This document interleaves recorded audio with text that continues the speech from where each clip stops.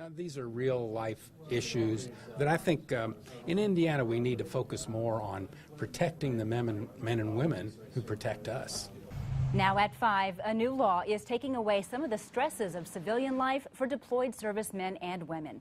Good evening. The Indiana Service Members Civil Relief Act will give new protections to more than 14,000 members of the Indiana Guard and Reserve. News Channel 15's Sara Wagner joins us now with tonight's top story. There is already a federal law for active military, but this legislation extends the protections to Indiana National Guard and Reserve members. Lawmakers say they actually didn't know this wasn't already a law until Indiana Attorney General Greg Zeller brought it to their attention.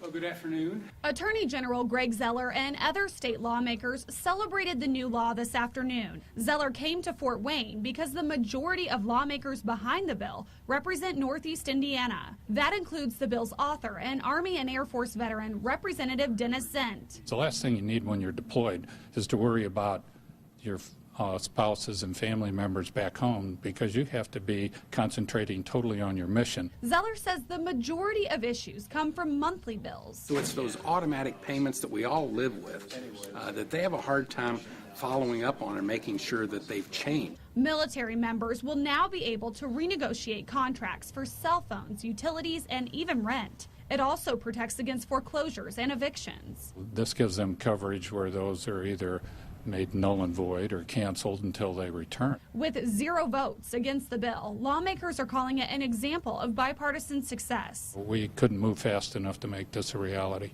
State Senator Jim Banks just got back from a tour in Afghanistan. He knows firsthand the pressures and stress civilian life can bring during a deployment. It gives those service members a peace of mind while they're deployed to do their job, do it well while they're serving our country. Banks' wife Amanda served in the Senate in his absence. She also helped get the bill passed and calls it a necessary protection for the families left behind during deployments. There's a lot more on your plate as a spouse of a deployed member than there is when they're home. And so I think just not having to worry about these financial issues is not a small matter.